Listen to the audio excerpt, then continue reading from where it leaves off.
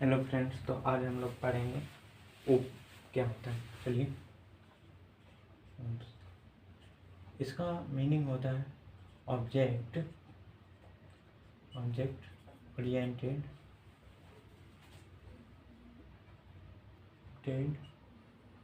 Programming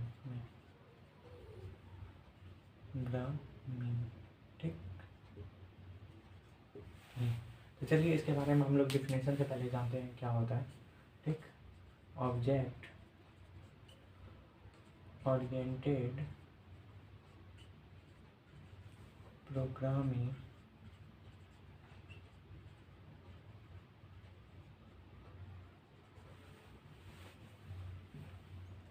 is a programming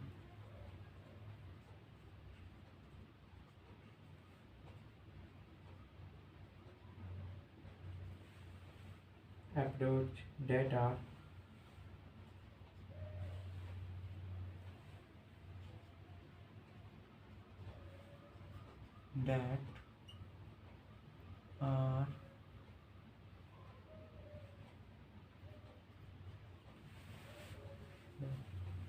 based on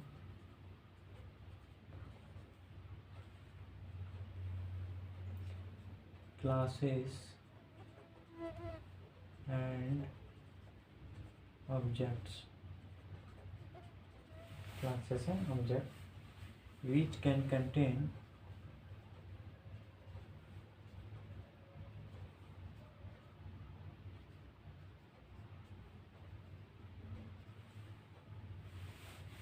data and code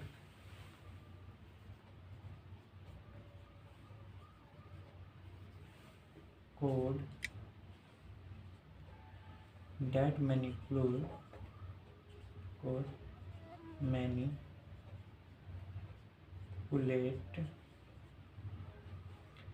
that data. ठीक, तो देखिए क्या होता है ना, ऑब्जेक्ट ओरिएंटेड प्रोग्रामिंग। देखिए, ये जो प्रोग्रामिंग अप्रोच है जो कि बेस्ड ऑन किस पे होता है, क्लासेस एंड ऑब्जेक्ट पे बेस्ड होता है। It can contain data and code the manipulate the data, और ये क्या करता है ना, डाटा के कोड को मैनिपुलेट करता है। ठीक, एग्जाम्पल के थ्रू समझते हैं। जैसे कि हम एक क्लास, देखिए यहाँ पे 2 पर्सन लिए, ठीक, 2 पर्सन बना दिए, और इसका जैसे कि एज है, ठीक, एज और नेम, ठीक, कुछ भी, एज 21 23 और नेम है ए बी। ठीक, अब देखिए जैसे कि ये 2 ऑब्जेक्ट हो गया हमारा, क्या हो गया, ऑब्जेक्ट। ठीक, और यहाँ पे हम लोग एक क्लास बनाते हैं। ठीक, क्लास बनाए, क्लास किस नाम से, पर्सन नाम से बनाए। हाँ, अब इसमें जो है ना, एज हम लोग डिफाइन करते हैं, एज और नेम। ठीक, एज और नेम यहाँ पे डिफाइन कर दी। तो देखिए मतलब पर्सन जो है, क्लास जो है, उसके अंदर क्या है, हमारा ऑब्जेक्ट दिया हुआ है। ठीक, तो देखिए एज कितना है, 21 हो गया, 23 हो गया। हाँ, और नेम जैसे बोला तो ए हो गया, बी हो गया। ठीक, ये हमारा हो गया। तो आई होप कि समझ चुके होंगे कि ऑब्जेक्ट और क्लास क्या होता है और ऑब्जेक्ट ओरिएंटेड प्रोग्रामिंग क्या होता है। तो आगे हम लोग और भी इसको, जैसे कि ऑब्जेक्ट और क्लास को डिफिनेशन से समझते हैं। चलिए, क्या क्या होता है, पहले ऑब्जेक्ट हम लोग समझते हैं।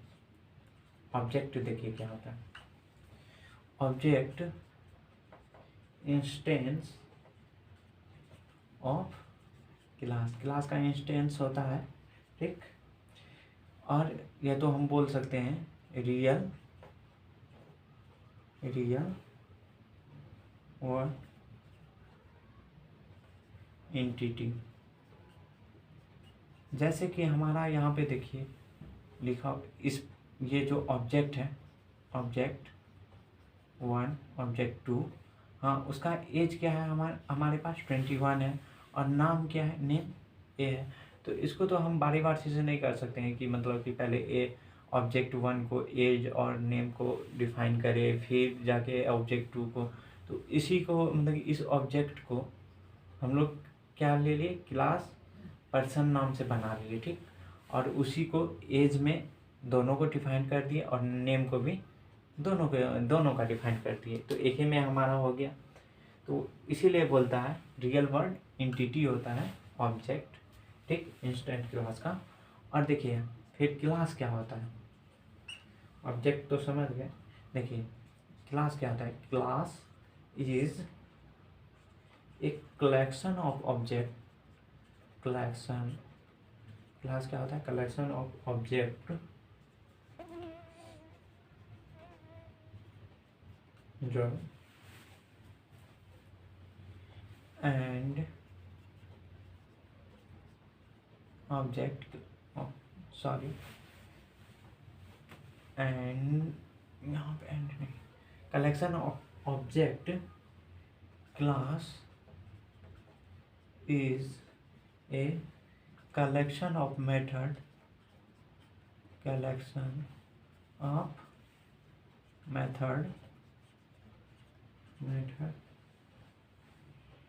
and object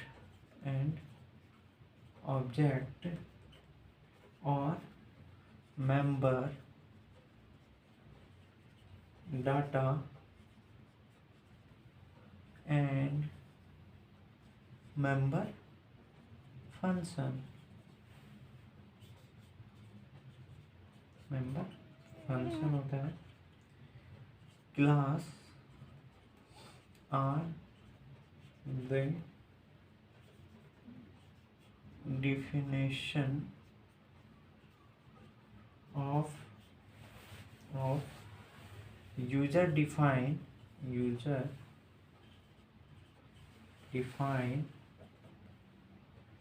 data type. अब देखिए क्लास क्या हो रहा है ना, कलेक्शन ऑफ ऑब्जेक्ट्स होता है और कलेक्शन ऑफ मेथड, मतलब कि ऑब्जेक्ट का कलेक्शन और ये तो बोल सकते हैं मेथड का collection and object of the member, मतलब ऑब्जेक्ट का जो भी मेंबर होता है डाटा और मेंबर ऑफ फंक्शन, हाँ तो वो क्या कहलाता है, class are definition of user defined data type. और ये क्या होता है, यूजर डिफाइंड डाटा टाइप होता है। तो आई होप कि ऑब्जेक्ट ओरिएंटेड प्रोग्रामिंग और ऑब्जेक्ट और क्लास समझ में आ गया होगा। बाकी हम लोग नेक्स्ट क्लास में देखेंगे बेनिफिट्स ऑफ ऑब्जेक्ट ओरिएंटेड क्या क्या होता है। तो आज के लिए इतना ही, थैंक यू।